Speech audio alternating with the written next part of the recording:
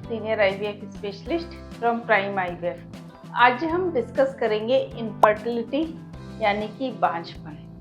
Step by step ये क्या होता है, इसके क्या कारण होते हैं, क्या लक्षण होते हैं और इसका निदान कैसे करते हैं। सबसे पहले मैं बात करती हूँ इनफर्टिलिटी की। इनफर्टिलिटी होता क्या है? जो भी कपल अगर 1 साल तक अनप्रोटेक्टेड इंटरकोर्स करता है, साथ में रहता है और वो कंसीव नहीं कर पाता, तो फिर उसको हम इनफर्टिलिटी कहते हैं। क्या होता है कि हर मंथ एक एग बनता है। आप सब जानते हो, जो भी लेडीज फीमेल के जेनाइटल ऑर्गन होते हैं, 2 ओवरी होती हैं, ट्यूब होता है, यूट्रस होता है और वेजाइना होता है।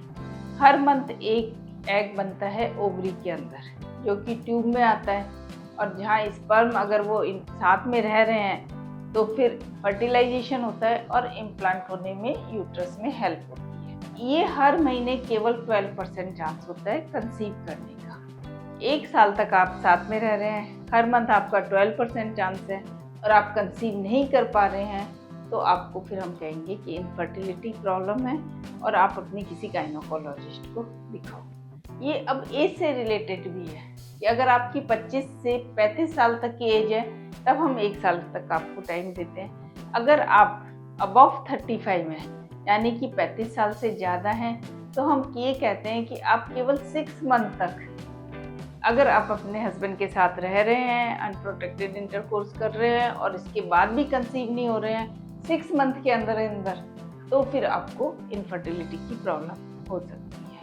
अब ये जो इनफर्टिलिटी है, ये 2 प्रकार की होती है। जैसे कि आपको बेबी कभी हुआ ही नहीं, कभी आपने यूपीटी में 2 लाइन देखी ही नहीं, कभी आपको दिन नहीं चढ़े, या अगर आपको ऊपर डेज भी हुए हैं पर आपने कंसीव नहीं किया, वो आपके हार्मोनल इम्बैलेंस की वजह से चढ़े हैं, यानी कि आपको कभी ना कोई एक्टोपिक हुई है, कोई बेबी नहीं हुआ है, तो इसको हम प्राइमरी इनफर्टिलिटी कहते हैं। पर कई बार देखा जाता है कुछ पेशेंट्स जो होते हैं कुछ कंसीव कर लेते हैं, कंसीव करने के बाद उनका 2 महीने पे 3 महीने पे या तो अबॉर्शन हो जाता है, या 4, 5, 6 मंथ में प्रीमेच्योर डिलीवरी हो रही है, या फिर उनका एक बेबी हो चुका है पर उसके बाद काफ़ी साल बीत रहे हैं, उसके बाद वो कंसीव नहीं कर पा रहे हैं, तो इसको हम सेकेंडरी इनफर्टिलिटी कहते हैं।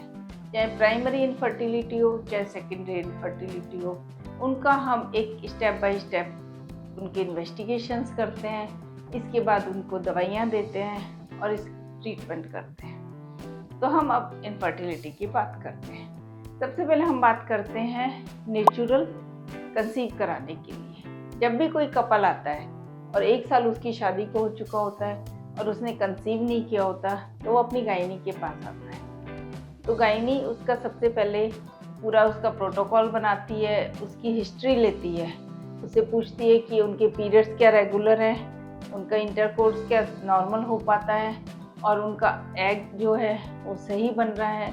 वो उसके पुराने सारे इन्वेस्टिगेशंस देखती है, उसके हार्मोन्स देखती है और उसको पीरियड के सेकेंड डे पे बुलाती है।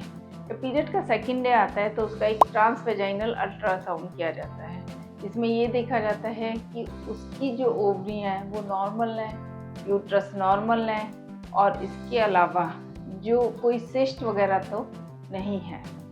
डे 2 पे उसकी कुछ जांच भी होती हैं। उससे पहले उसके जो जैसे कि थायराइड है या प्रोलैक्टिन है, उसके हार्मोन्स की, ब्लड की, वायरल मार्कर की, ये सब हस्बैंड वाइफ की जांच कराई जाती है। जब पता चलता है कि उसकी ओवरी में कोई सिस्ट नहीं है, वो कोई भी प्रॉब्लम नहीं है, तो उसको वो ओवुलेशन इंडक्शन के लिए कुछ मेडिसिन देती है और उसके बाद उसको फॉलिकुलर मॉनिटरिंग के लिए बुलाती है। कई बार ये देखा गया है कि जो गायनी है वो कहती है ट्यूब टेस्ट कराना ज़रूरी होता है। अगर 1-2 महीने में ओवुलेशन इंडक्शन से वो कंसीव नहीं कर पाती है लेडी पेशेंट, तो फिर उसका एक ट्यूब टेस्ट HSG कराया जाता है, जो ट्यूबल पेटेंसी के लिए कराया जाता है। अगर आप नेचुरल ट्राई कर रहे हैं या IUI से ट्राई कर रहे हैं, तो ये टेस्ट आपके लिए बहुत इम्पॉर्टेंट होता है, क्योंकि इसी से पता चलता है कि आपकी ट्यूब खुली है, तो आपका एग ट्यूब में आएगा, वहाँ पे फर्टिलाइज होगा स्पर्म के द्वारा और इसके बाद यूट्रस में इम्प्लांट होगा। अगर आपकी ट्यूब बंद है तो आपको सीधा या तो आईवीएफ पे जाना पड़ेगा या आपको डायग्नोस्टिक लेप्रोस्कोपी करानी पड़ेगी, जिससे कि पता चलेगा कि आपकी ट्यूब बंद है या खुली है। तो ये मैंने आपको बताया फीमेल के बारे में। इसी के साथ साथ हम मेल के भी कुछ टेस्ट कराते हैं। मेल के वायरल मार्कर कराते हैं, हार्मोन्स कराते हैं, और सबसे इम्पॉर्टेंट है सीमन एनालाइज। ये एक ही टेस्ट है जो बहुत इम्पॉर्टेंट टेस्ट होता है। इसको हम WHO पैरामीटर के अकॉर्डिंग देखते हैं। उसमें हम स्पर्म के काउंट कैसे हैं, स्पर्म की जो क्वालिटी है यानी कि मार्फोलॉजी कैसी है, और स्पर्म की मोटिलिटी कैसी है, इन सब को देखते हुए अगर वो सही होते हैं तो हम नेचुरल पे जाते हैं, कम होते हैं तो हम IUI पे, और अगर बिल्कुल ही कम है या कुछ और प्रॉब्लम है तो हम उसको IVF सजेस्ट करते हैं। तो जब 1 या 2 बार हम नेचुरल उसको ट्रीटमेंट दे चुके हैं, इसके बाद भी ट्यूब भी ओपन है, पेशेंट कंसीव नहीं कर पा रहा है, तो हम उसे सजेस्ट करते हैं कि वो IUI पे जाए। अब IUI क्या होता है? Intrauterine insemination. इसमें क्या होता है, जब पेशेंट हमारे पास आता है तो हम उसके डे 2 पे वो सब इन्वेस्टिगेशंस करते हैं, और साथ में TVS ट्रांसवेजाइनल अल्ट्रासाउंड करते हैं। ओवुलेशन के लिए कुछ ड्रग्स देते हैं। कई बार क्या होता है कि एज ज़्यादा है या एग अच्छा नहीं बना है पिछले साइकिल में, अगर हमें पता होता है तो हम उसको कुछ इंजेक्शंस भी दे सकते हैं। इसके बाद डे 8 से हम उसका फॉलिकुलर मॉनिटरिंग करते हैं, यानी कि ओवरी में एग का क्या साइज बन रहा है और यूट्रस में लाइनिंग, एंडोमेट्रियल लाइनिंग कैसी है, ये हम देखते हैं। जैसे जैसे उसका एग बढ़ता है 20 mm पे हम उसको एक रैप्चर का इंजेक्शन लगाते हैं, और 36 से 40 आवर्स के बाद हम उसका IUI करते हैं। IUI में क्या होता है कि हम जो हस्बैंड है उसका सीमन लेते हैं और उसको वॉश करते हैं। वॉश से क्या होता है, जो वीर्य होता है वो बाहर निकल जाता है। खाली गुड क्वालिटी जो स्पर्म होते हैं वो ही हम एक कैनुला की सहायता से, जिसको IUI कैनुला कहा जाता है, डायरेक्ट यूट्रस में डाल देते हैं। इससे क्या होता है कि अगर आपके स्पर्म की मोटिलिटी कम है या क्वांटिटी कम है तो वो डायरेक्ट ही यूट्रस से उनको ट्यूब तक की ही जर्नी करनी पड़ती है। अगर वेजाइना से वो ट्यूब तक नहीं पहुंच पाते तो हम उनकी हेल्प करते हैं यूट्रस में डाल के। अगर इसके बाद आपके 2 या 3 IUI भी हो चुके हैं और आप कंसीव नहीं कर पा रहे हैं तो हम फिर पेशेंट को कहते हैं कि आप डायरेक्ट IVF पे जाएं। IVF पे जाने से पहले हम उनके दोबारा से उनका पूरा प्रोटोकॉल देखते हैं, उनके एग का साइज देखते हैं, नंबर ऑफ एग देखते हैं, AMH देखते हैं, थायराइड, प्रोलैक्टिन, वायरल मार्कर देखते हैं। और कई बार हम क्या करते हैं कि उनकी या तो हिस्ट्रोस्कोपी कराते हैं कि भाई यूट्रस में कोई पॉलिप तो नहीं है, या यूट्रस में कोई सेप्टम तो नहीं है, या इसके अलावा उसमें कोई फाइब्रॉइड तो नहीं है। अगर ऐसी कोई यूट्रस में एनोमली होती है तो हम उससे IVF करने से पहले उनको दूर करते हैं, उसके बाद ही हम IVF पे आगे बढ़ते हैं। जब हमें पता चलता है कि पेशेंट का यूट्रस भी ठीक है, उसके AMH भी ठीक है, एग भी सही बन रहे हैं, तो हम उसका IVF प्लान करते हैं। इसी बीच हम हस्बैंड के भी सीमन एनालिसिस कराते हैं। कई बार हस्बैंड को बहुत एंजाइटी होती है या कुछ इस तरह से होता है तो हम उसके सीमन को फ्रीज भी करके रख सकते हैं। जब सारे वायरल मार्कर, सारे हार्मोन्स हो जाते हैं, हस्बैंड के सब कुछ सही होता है, या अगर सही नहीं है तो हम कुछ मेडिसिन हस्बैंड को भी देते हैं। डे 2 से हमारा IVF का साइकिल शुरू होता है। डे 2 पे हम उसके ब्लड टेस्ट कराते हैं, E2, P4, FSH, LH, thyroid, prolactin, साथ में वायरल मार्कर कराते हैं, और उसका एक ट्रांसवेजाइनल अल्ट्रासाउंड करते हैं। ट्रांसवेजाइनल अल्ट्रासाउंड से हमें 2-3 चीज़ें पता चलती हैं कि उनका AFC काउंट क्या है, कोई सिस्ट तो नहीं है, या फिर कोई POD में फ्लूइड तो नहीं है। अगर कोई सिस्ट नहीं होती, AFC काउंट अच्छा होता है और फ्लूइड नहीं होता, अगर फ्लूइड है तो हम उसको इन्फेक्शन के लिए कोई भी दवाई दे सकते हैं। तो हम उसका IVF शुरू करते हैं। शुरू में हम उसको 3 या 4 दिन के या 5 दिन तक के इंजेक्शंस देते हैं, जिन्हें कि वो या तो हमारे सेंटर पे आके लगवा सकते हैं या वो उसको घर पे भी ले जा सकते हैं।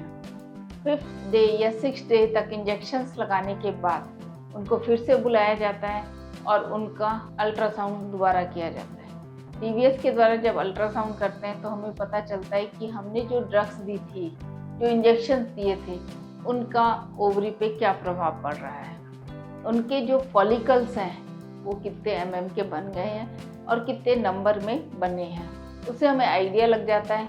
इसके अलावा हम उनका उस समय ब्लड टेस्ट भी कराते हैं और उसके अकॉर्डिंग फिर हम उनके इंजेक्शन जो है वो सेट करते हैं। कई बार हम एंटागोनिस्ट प्रोटोकॉल पे डालते हैं, कभी पेशेंट के अगर कम होते हैं तो लॉन्ग प्रोटोकॉल पे भी डालते हैं। ये इंडिविजुअल प्रोटोकॉल हर पेशेंट के लिए अलग अलग होता है। वो पेशेंट के हार्मोन्स पे, पेशेंट के एएफसी काउंट पे, एएमएच पे, इन सब चीज़ों पे डिपेंड करता है। जब हम उसका प्रोटोकॉल डिसाइड करके 6 डे पे हम 2 या 3 दिन के इंजेक्शन्स देते हैं, 8 या 9 डे पे बुलाते हैं और फिर वापस से उसका फॉलिकुलर मॉनिटरिंग करते हैं, हार्मोन्स की जांच करते हैं और उसके हिसाब से हम उसको ट्रिगर डिसाइड करते हैं। ट्रिगर एक बहुत इम्पॉर्टेंट इंजेक्शन होता है जो फॉलिकल्स में एग है उनके मैच्योरेशन के लिए ज़रूरी होता है। जब हम ट्रिगर दे देते हैं उसके 36 आवर्स से पहले हमें ओवम पिकअप करते हैं। जो ओवम पिकअप होता है वो आईवीएफ के ओटी में किया जाता है। आईवीएफ के ओटी में जब ओवम पिकअप करते हैं तो पेशेंट को कोई पेन नहीं होता है। पेशेंट को अंडर जीए जनरल एनेस्थीसिया यानी कि वो पूरा बेहोश होता है, अनकॉन्शियस होता है, तब हम करते हैं। पिकअप करते समय कोई चीरा टाका कुछ नहीं आता है। ट्रांसवेजाइनल जो अल्ट्रासाउंड होता है उसी पे बायोप्सी गाइड लगा के एक निडल होती है, उसको हम उसके फॉलिकल्स में डालते हैं और उस फॉलिकल फ्लूइड को हम सक कर लेते हैं। जो ये फॉलिकल फ्लूइड होता है उसको एम्ब्रियोलॉजी लैब में भेजा जाता है। जब वो एम्ब्रियोलॉजी लैब में जाता है वहाँ जो आपका एम्ब्रियोलॉजिस्ट होता है वो आपके एग को अलग डिश में कलेक्ट करता है। जैसे ही आपका ओवम पिकअप हो जाता है तो आपको पता चलता है कि आपके नंबर ऑफ एग कितने निकले हैं। पर ज़रूरी नहीं कि जितने एग आपके निकले हैं उतने ही आपके एम्ब्रियो बन जाए। उन एग को पहले ये देखा जाता है कि उनमें से कितने गुड क्वालिटी के एग हैं और कितने बैड क्वालिटी के, यानी कि कितने प्रीमेच्योर हैं, जीबी हैं, M1 हैं। हमारे जो काम के एग होते हैं वो केवल M2 यानी कि गुड क्वालिटी एग होते हैं।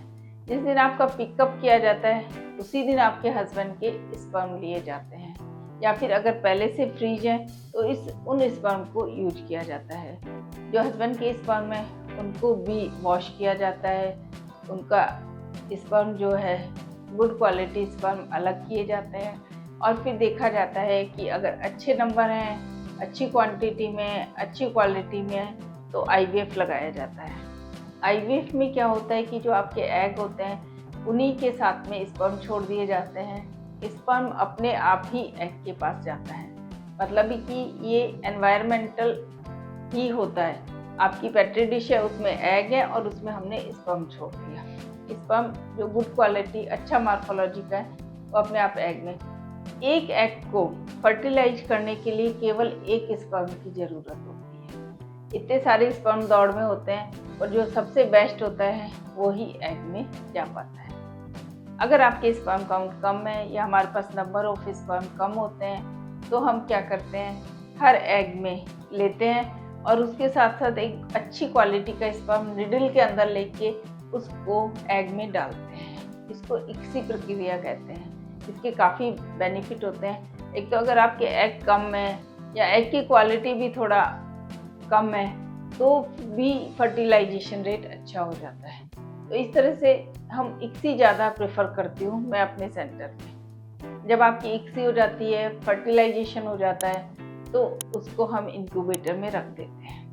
अब वो क्या होता है कि एग एक सिंगल सेल होता है, उसमें हमने स्पर्म डाल दिया तो अब वो फर्टिलाइजेशन शुरू हो गया है। 1 से 2, 2 से 4, 4 से 8, 8 से 16, इस तरह से वो हमारे इंक्यूबेटर में डिवाइड होने लगते हैं। जब डे 5 आता है तो वो ब्लास्टोसिस्ट होता है। इस समय हम पेशेंट को दोबारा बुलाते हैं, उसका अल्ट्रासाउंड करते हैं, उसकी हार्मोन्स की जो होती है वो फिर से जांच की जाती है। अगर उसकी लाइनिंग सही है, सब कुछ सही है और उसके ब्लास्ट अच्छे बन गए हैं तभी हम उसको ट्रांसफ़र करते हैं। तो इसको हम कहते हैं फ्रेश ट्रांसफ़र। पर फ्रेश ट्रांसफ़र के रिजल्ट थोड़ा कम होते हैं क्योंकि कई बार क्या होता है कि पेशेंट के जो एग्स या जो फॉलिकल्स थे वो काफ़ी मात्रा में बन जाते हैं, पीओडी में काफ़ी फ्लूइड होता है, पेशेंट को बहुत अनकंफर्टेबल होता है। तो हम क्या करते हैं कि जितने भी ब्लास्ट बने हैं उनको फ्रीज कर देते हैं और पेशेंट को नेक्स्ट मंथ या उससे नेक्स्ट मंथ आने को बोलते हैं। तो इसको हम फ्रोजन एम्ब्रियो ट्रांसफ़र कहते हैं। मैं हमारे सेंटर में एक तो ब्लास्ट करती हूँ और एक फ्रोजन एम्ब्रियो ट्रांसफ़र करती हूँ। फ्रोजन एम्ब्रियो ट्रांसफ़र के रिजल्ट्स काफ़ी अच्छे होते हैं क्योंकि पेशेंट भी थोड़ा कंफर्टेबल हो जाता है। इसके बाद जब वो नेक्स्ट पीरियड में आता है तो हम उसकी आराम से लाइनिंग बनाते हैं। जब लाइनिंग मोर देन 8 mm हो जाती है, उसकी रिसेप्टिविटी अच्छी हो जाती है और मार्फोलॉजी अच्छी हो जाती है। अकॉर्डिंग द लाइनिंग को देख के ही हम फिर डिसाइड कर पाते हैं कि अब इसका जो ब्लास्ट है वो हमें ट्रांसफ़र करना चाहिए। तो उससे क्या होता है कि रिजल्ट्स पे काफ़ी अच्छे रिजल्ट अच्छा आता है, आपकी प्रेगनेंसी रेट काफ़ी अच्छी हो जाती है। और उसके जब हम ब्लास्टोसिस ट्रांसफ़र कर देते हैं, फ्रोजन एम्ब्रियो ट्रांसफ़र कर देते हैं, उसके 15 दिन बाद हम बीटा एचसीजी करते हैं और बीटा एचसीजी में हमें पता चल जाता है कि पेशेंट ने कंसीव किया है या नहीं किया।